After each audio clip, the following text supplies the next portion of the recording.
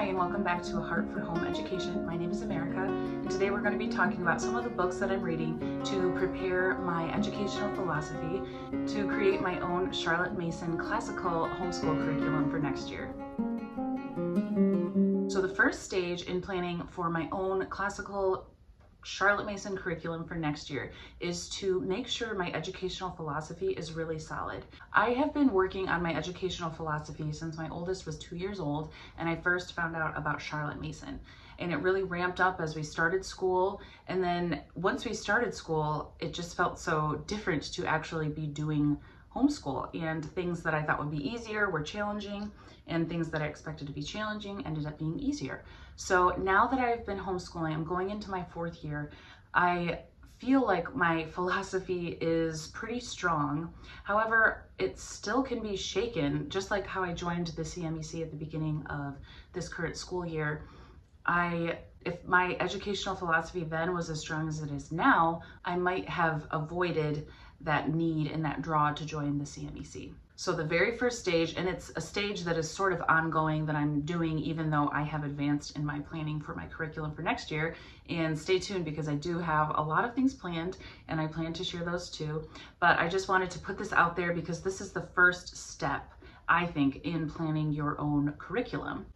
And even if you're not planning your own curriculum, I think this is a great place to start if this is your first year homeschooling, or if homeschooling is far off in the future for you, or if you are currently homeschooling, but you aren't really sure about your educational philosophy and you want to get your footing in what your philosophy is, because our pedagogy, our methods of teaching come from our philosophy, or they should come from our philosophy. So developing a really robust philosophy on how you want to teach your children and what the end goal of teaching your children is really, really important, regardless of if you're making your own curriculum or if you're following a big box curriculum.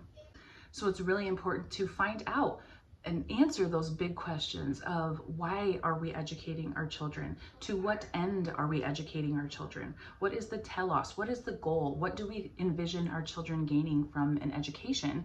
And that way we can inform our practices and we can inform our curriculum choices and our resource choices. It is imperative that we know what our philosophy is so that our practices and how we implement these different teaching practices and texts and curriculum and resources, we are matching what our end goal is in our day-to-day practices. So some of this, the word philosophy might deter you from exploring this more, but this is so much. This is our theology of education. What has God instructed us to do with educating our children? What is our goal? How are we going to point our children to God in this? So I encourage you to at least read just one book this summer on educational philosophy. And if I had to pick one book, it would be Philosophy of Education by Charlotte Mason, or Home Education by Charlotte Mason, depending on how old your children are. If your children are already in formal lessons, then I would do Philosophy of Education. If your children are Kinderleben or younger, or school is another year or two off, then I would start with Home Education. So these are the books that I have chosen to read to prepare for my upcoming school year, doing a classical Charlotte Mason approach. So I have a strong foundation in the philosophy of what my goal is with teaching and how I want to teach my students and what I hope the end product of education is.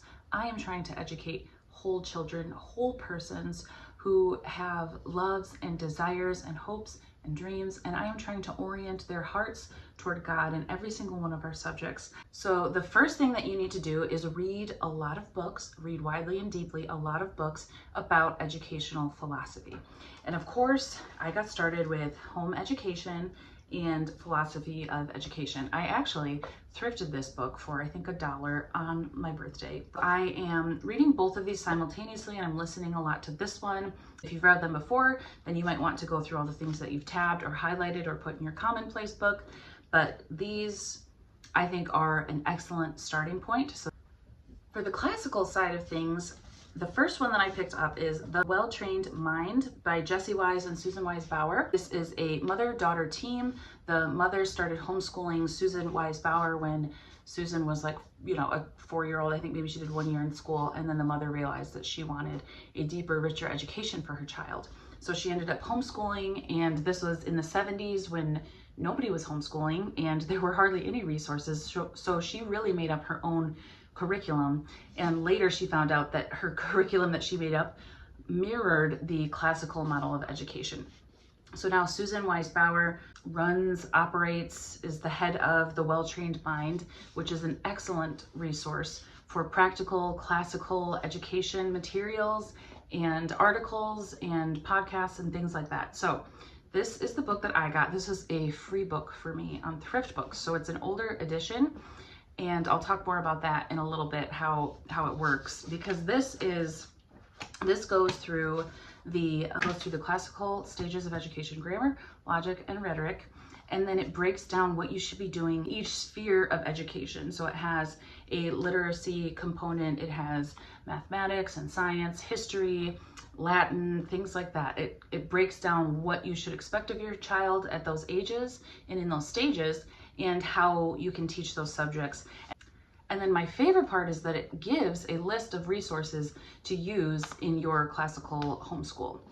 This edition is old though, so yeah, this is copyrighted 1999. It was kind of a different world then, and there's a lot more classical education resources out there. So I was poking around in the Well-Trained Mind website, and I realized that they have a portal, like a membership that you can join for, I think it's like $12.99 a year, very affordable for the entire year. And it gives you the updated resources for, like, if you have this book and you are following what they've laid out in this book, then you can go on the Well-Trained Mind site. You can find all of the resources that they've now recommended for 2024. So that has been incredibly helpful to have. And I really recommend that, even if you don't follow it to a T. There's so many good resources that I've never heard of, never seen of, haven't come across in all of the usual places that I look for. So I really recommend this. This is incredibly practical, and it's really going to help. It has a lot of philosophy in it as well, but then it also has that practical piece, which I think is so important. We can't only stay in philosophy, because then we might just, if we're really wanting to pursue this and we're new, we might still be floundering when it comes to the practicals. So I think we need both. I think we need a very strong foundation, and then we also need that practical piece too. We need some guidance on the practical side of things. After the Well-Trained Mind, I picked up Classical Education: The Movement Sweeping America by Dr. Jean Edward Veith Jr. and Andrew Kern. I heard of Andrew Kern through, if you've heard of Autumn Kern, they are not related, but Autumn Kern from The Commonplace. She is a great resource for Charlotte Mason classical motherhood, and he was on a podcast of hers. So I kind of searched for some more books that he has written, and I came across this. This is a great classical education primer. Like, this gives the philosophy. It does look a little bit at the practical side, but this, in terms of like getting a big picture of where classical education started and how it's been going the last century and what it looks like now, this is an excellent introduction to that. And I really enjoy this read, and I actually got a lot out of it. And this book talks about Charlotte Mason in it, so that was really helpful. It talks about Charlotte Mason and homeschooling, and they have a big emphasis on private schooling. But this book, I highly recommend this and The Well-Trained Mind to get you started in that classical world, because for me, I barely knew what classical education was. I knew that Charlotte Mason was classical, but the only things I heard about classical education were from my friends that had done classical conversations. Well, I don't have anything against that program. That's all I knew about it, is that's what I thought classical education was. So this is a very helpful book, and I recommend this one. Now for some books on my to-be-read list. I have not read these, but most of the books that I have picked up have referenced this book, Norms and Nobility, A Treatise on Education by David V. Hicks. And I had to do an interlibrary loan for this one and the other classical education one.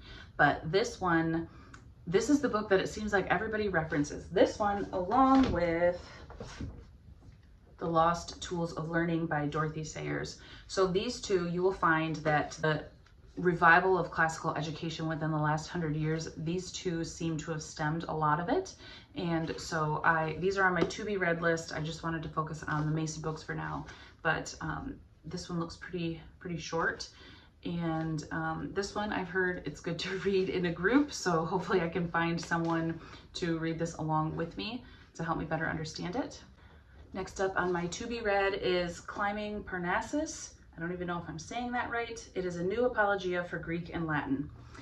I'm scared of Latin, of course, but I want to know why we should teach Latin. I've listened to a lot of like Memoria Press podcasts and things like that about why we should teach Latin, and some Classical U and some courses from Hillsdale. So I'm getting there. I'm getting a better understanding of why we ought to teach Latin, but I want to be really grounded in that decision. So I've heard this is a good place to start. Another book that I'm listening to is Tending the Heart of Virtue by Vegan Gorian. I'm probably saying his name wrong, excuse me. But that is about why we should teach our children fairy tales, and it kind of teaches fairy tales to us, the parents, so that we can better teach them to our children. And that has given me a lot of ideas for what to include in our literature and humanities selections for next year. So I am going to be referencing that one a lot.